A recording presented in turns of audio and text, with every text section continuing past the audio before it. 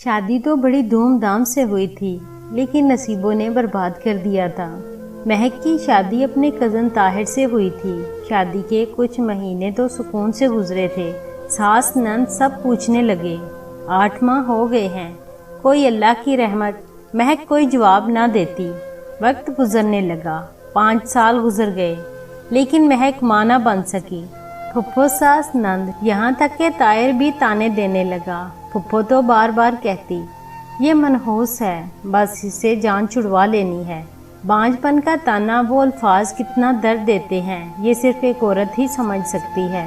مہک ہر شام طنز سہتے ہوئے سوتی، ہر صبح سخت لہجے اس کے منتظر ہوتے۔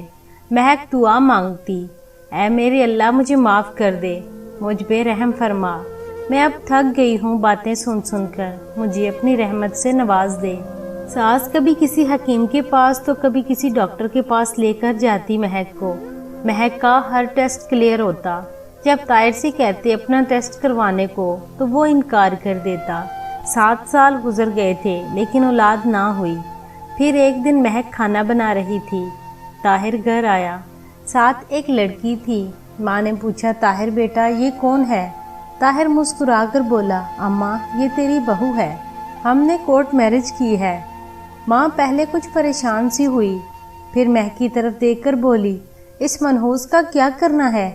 طاہر مہک کی طرف دیکھ کر 3 بار طلاق کا کہا، پھر دوسری بیوی کا ہاتھ تھام کر کمرے میں چلا گیا۔ ساس نند سب بہت خوش تھے۔ مہک کی تو دنیا اجڑ گئی تھی، لیکن اب کیا کر سکتی تھی وہ زندگی بھر رونے کے سوا؟ وہ انجام جانتی تھی، جب عورت کو طلاق ہو جائے تو یہ معاشرہ اس کے ساتھ کیا کرتا ہے۔ طلاق والی لڑکی کو صرف گوشت کا ٹکڑا سمجھا جاتا ہے۔ 10 سال پہلے وہ کب جانتی تھی یوں آنے والا وقت اس پر قہر برسائے گا؟ وہ کب جانتی تھی اس کے دامن پہ طلاق کا دھبا لگ جائے گا؟ ساس گالی دے کر بولی، منحوس نکل جا اب ہمارے گھر سے۔ بنا کچھ کہے لبوں کو سی لیا۔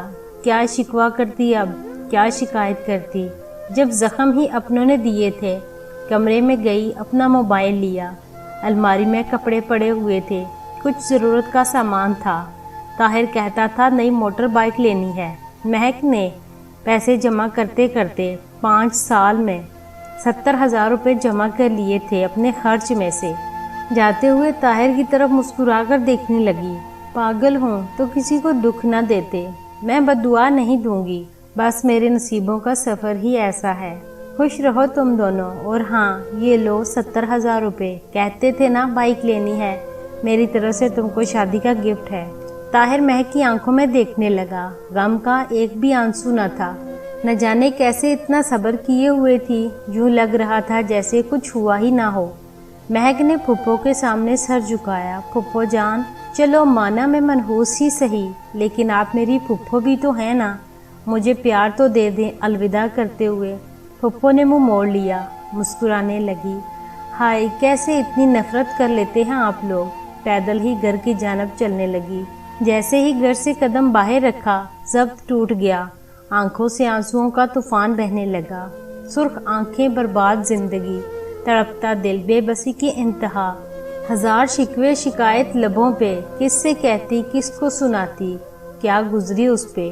رکشے میں بیٹھی امی ابو کے گھر آ گئی، مسکرا رہی تھی، امی سے ملی، بھائی بھابھی ابا سب گھر تھے، سب سے مسکراتے ہوئے ملی۔ امی نے پوچھا، مہک خیر تو ہے، آج اس وقت اور اکیلی ہی آئی ہو؟ طاہر کہاں ہے؟ مسجد سے اذان کی آواز سنائی دینے لگی۔ ظہر کا وقت ہو گیا تھا۔ بنا کچھ بولے وضو کیا، نماز ادا کی۔ نماز کے بعد امی سے کہنے لگی، امی بہت بھوک لگی ہے، کھانا ہی دے دیں۔ امی کچھ نہ سمجھ پا رہی تھی۔ مہک کو کھانا دیا، کھانا کھا کر کہنے لگی، امی سو جاؤں کچھ دیر؟ ماں نے غصے سے پوچھا، میرا دل گھبرا رہا ہے، مجھے سچی بات بتا مہک، کیا ہوا؟ طاہر نے کچھ کہا ہے کیا؟ مہک چپ رہی۔ نہیں امی، کسی نے کچھ نہیں کہا، بس آپ سے ملنے آئی ہوں۔ کہو تو چلی جاؤں یہاں سے۔ ماں نے سینے سے لگایا، مہک تیری آنکھیں بتا رہی ہیں، کچھ تو بات ہے۔ میں ماں کے سینے لگی ہوئی مسکرانے لگی، آواز کانپنے لگی، امی طاہر نے مجھے طلاق دے دی ہے، بھانج کہہ کر۔ ماں کو یقین نہیں ہو رہا تھا، یہ کیا کہہ رہی ہو میری بچی؟ مہک بولی، امی بس ہو گئی طلاق، اب کوئی تماشا نہ کرنا کوئی بھی، بس جو ہونا تھا ہو گیا۔ مجھ پہ ایک قیامت کا آنا ضروری تھا جو آ کر گزر گئی، اب پلیز اس سے پوچھنا، لڑنا جھگڑنا۔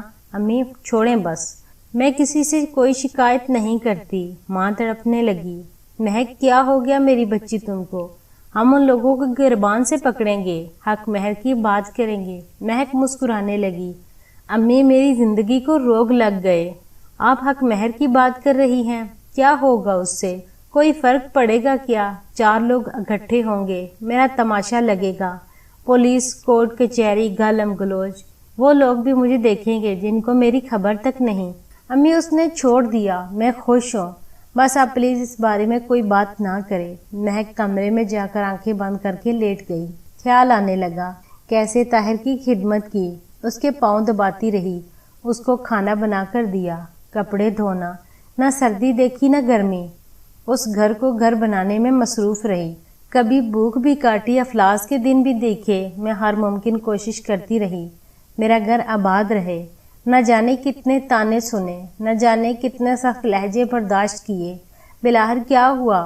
طلاق! یہ کیا ہے سب؟ باپ نے کہا ہماری بچی ہماری مرضی سے ہی شادی کرے گی، نہ پسند پوچھی، نہ دل کا حال بیان کرنے دیا، خود فیصلہ کیا اور مجھے خاموشی سے ودا کر دیا۔ جس سے نکاح ہوا اس نے میری نہ کوئی قربانی دیکھی، نہ میرا رات رات بھر جاگنا دیکھا، نہ میری چاہت کو سمجھا، بس مطلب کی نہ رہی تو چھوڑ دیا۔ اب بیٹیاں کیا ہیں آخر؟ کبھی جہیز کے نام پہ ماری جاتی ہیں تو کبھی بے اولادی کے۔ اتنے میں اذان ہونے لگی، ساری رات سوچ میں گزر گئی، آنکھ سے ایک آنسو گال کو چھوتے ہوئے تکیے کو بھگو گیا۔ بالکل خاموش ہو چکی تھی، کہنے کو ایم اے پڑھی تھی، لیکن بیٹیوں کی تعلیم کسی جاہل مرد کے نکاح میں آنے سے ختم ہو جاتی ہے، کیونکہ معاشرہ کہتا ہے مرد اگر گالی بھی دے تو خاموش رہو، مرد تھپڑ بھی مار دے تو خاموش رہو، اور اگر مرد طلاق بھی دے دے تو بھی مجرم بن کر دامن پہ داغ لیے خاموش رہو۔ وقت گزرنے لگا، مہک کی زندگی اندھیرے میں ڈوب چکی تھی، نہ کوئی خواہش تھی باقی، نہ کوئی چاہت، یوں کہہ لیں صرف سانسوں کا سفر جاری تھا اور موت کا انتظار۔ اب رنگین دنیا سے ڈرنے لگی تھی، اب کئی کئی گھنٹے وہ تنہا بیٹھی نہ جانے کس سوچ میں گم رہتی۔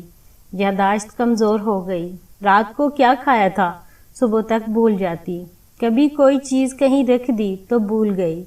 جسے خود کی خبر نہ رہے وہ زندہ لاش ہوتا ہے، اور پھر کتنی آسانی سے کوئی کسی کو چھوڑ جاتا ہے۔ مہک طلاق کے بعد ایک پتھر سی بن گئی تھی۔ بھابھی لوگ اتنے طنز تانے دیتی تھی لیکن خاموش، بالکل خاموش رہتی۔ کیا فرق پڑتا ہے اب کوئی کچھ بھی کہے، جیسے جینے کی تمنا ختم ہو گئی تھی۔ بابا نے سوچا ہماری کہانی کب ختم ہو جائے خدا جانے، مہک کی دوبارہ شادی کر دیتے ہیں۔ لیکن مہک اب کی بار مر تو سکتی تھی لیکن شادی نہیں کر سکتی تھی۔ اسے اب ایک نفرت سی تھی اس رشتے سے۔ اسے لگتا تھا سب مرد گھٹیا اور فریبی مطلبی ہیں، بس اپنے مطلب تک ساتھ رہتے ہیں، مطلب ختم، راستے جدا کر لیتے ہیں، پھر نہ وفائیں کام آتی ہیں نہ خدا کے واسطے، بس چھوڑ دیا جاتا ہے، راکھ بنا کر اڑا دیا جاتا ہے ہر رشتہ۔ ایک رشتہ آیا، لڑکا بیرون ملک جاب کرتا تھا، عمر کافی تھی، امیر تھا، پہلے بھی 2 شادیاں کر چکا تھا۔ مہک نے انکار کر دیا، کوئی 5 بچوں کا باپ تو کوئی 3 بار شادی شدہ، کبھی کوئی شرابی تو کبھی کوئی بوڑھا، اس طرح کے رشتے آنے لگے۔ اور ستم یہ بھی ہے کہ محسن کی قلم لکھے بھی تو کیسے، لڑکی بلا کی خوبصورت ہو، لڑکی جتنے بھی پاک صاف باحیا ہو، لڑکی کتنی بھی پڑھی لکھی ہو، بس طلاق کا داغ لگ جائے تو میرے معاشرے میں جیسے وہ ایک طوائف سی بن جاتی ہے۔ لوگ ایک نفرت کی نگاہ سے دیکھتے ہیں اسے، جیسے اس نے کوئی گناہ کر دیا ہو۔ شرابی کے رشتے آئیں گے، کہیں گے شرابی کو ہی دے دو، طلاق ہوئی ہے تو کون لے گا اسے۔ واہ کیا معاشرہ ہے، مطلب طلاق ہونے پہ لڑکی طوائف بن جاتی ہے۔ اللہ تباہ و برباد کرے ایسے معاشرے کو جس میں عورت پہ طلاق کا دبا لگا کر چوروں ڈکیتوں شرابی زانی مردوں کی ملکیت سمجھی جاتی ہے۔ خیر مہک کے لیے کچھ ایسے ہی رشتے آنے لگے، ہر بار انکار کر دیتی۔ بابا نے بہت سمجھایا، بیٹی ہماری بات